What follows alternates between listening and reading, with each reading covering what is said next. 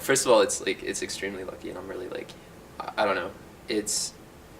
Of course, you're playing a different kind of numbers game with contests. So one of the things we're lucky with here at the university is that the English department, with limited funds, will sponsor you to apply to contests, and I think that's like obviously the financial hurdle is one that segregates out like 60% of the people who would otherwise apply, and it mirrors how in the old days of submission to journals it was all by mail, and so you would buy postage, and that was the expense that you would pay to submit.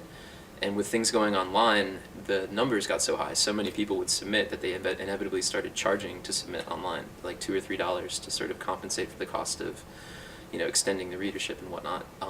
So contests are a way of just putting that extra financial barrier up there, and so it knocks down the number from like competing with like 600 or 700 people to like maybe 100 or 200 people.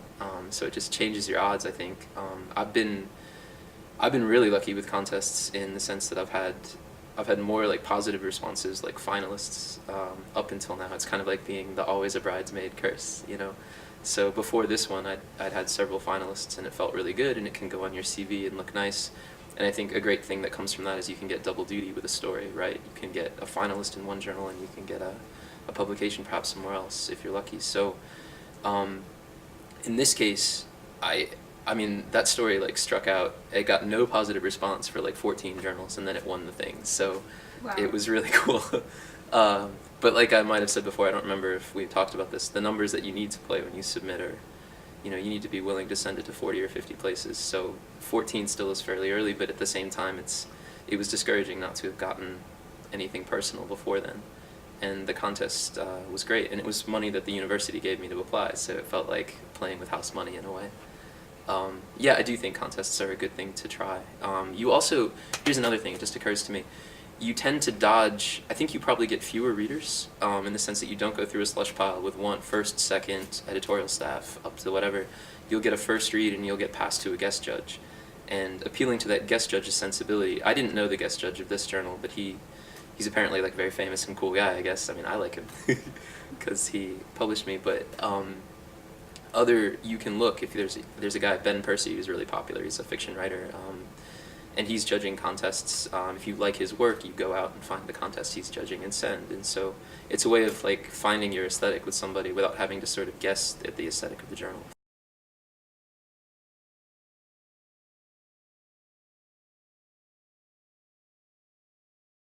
That can be a way of driving yourself mad. I think it's one of the reasons to sort of stick with a version and send it. My early publishing career was only second guessing, and I didn't know the ropes enough to like stick with it, to be patient. So not only did I send to journals that were out of my league all the time, I only sent to like 15 of them, and then when a story wouldn't get taken, I would think it sucked, and I would put it away, and I would bury it. And perversely, I think there's probably a good thing that comes from that. It's a bit like failing in workshop. You get the kick in the butt required to sort of really re-engage and try something different. There's a way in which you can fall in love with your own stuff and never move on or like develop, right?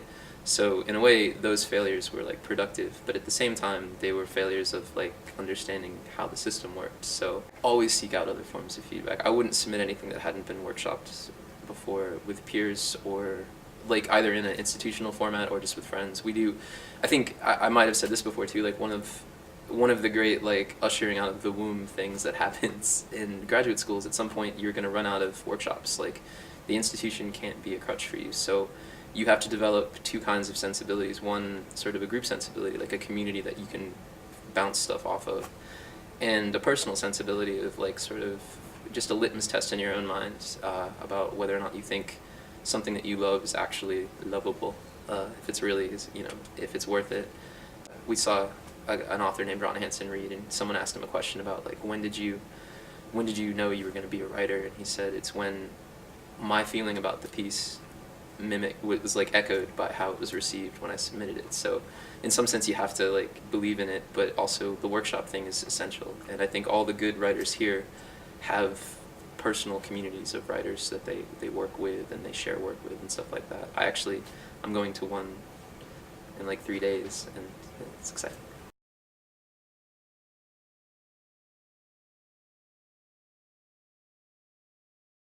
When my first publication experience was something like Loris, it was an undergrad magazine, and its power wasn't like next up New Yorker.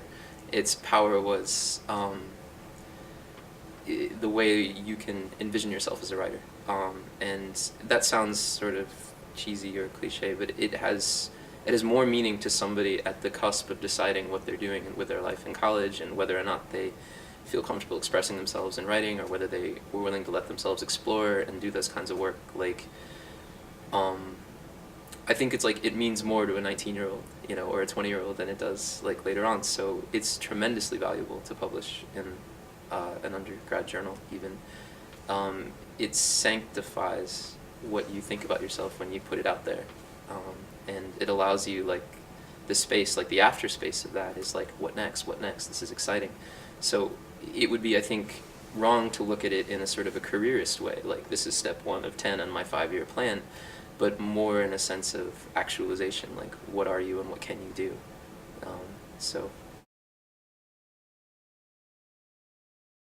those things play a part in the equation.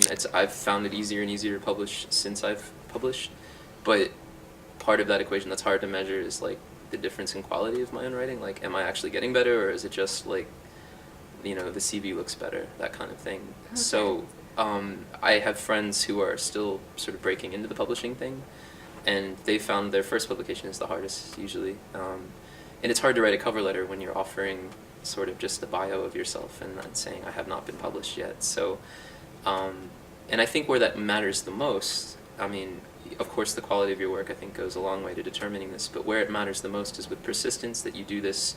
If you don't have any publications, that you send a lot, like you play the very large end of the numbers game, but also that you get past, I think, the slush pile deal, which is that first barrier of readership when you apply to big journals or send something out. So, I think it's going to matter the most in the sense that a slush pile reader, somebody who's reading as an internship or to that degree, will look at a cover letter that doesn't have any publications, and most of those people are good people. They're not lazy, they're not bad readers, but it's hard to do that work. And oftentimes, I know personally from reading that you're looking for cues, and that's one of many cues, but you're looking for cues that might indicate a way to experience the piece. And it's a frustrating shortcut that you take, but it is a shortcut as a reader that you take. I mean, among many, of course. Like, I'm not going to discount something if the author's never been published, but I'm more likely to see other flaws, I guess, if that makes sense. If there are those flaws, I'm more likely to think those matter. Oh, okay. Does that make sense? Yeah, definitely. Okay. You can't overstate the power of finding yourself that way, of having written a story concretely, an essay, a poem, what have you, that feels very much a part of you and that has been accepted by the larger world. And I think, like, the larger world means, in some sense, just a creative writing class, but where publishing diverges from that is that academics become limited in the way that they can make you feel good about yourself, because you kind of feel like, I've impressed teacher, but beyond teacher there's this whole world. You can't overstate how good it feels to find a foothold with your writing and what that can mean for you.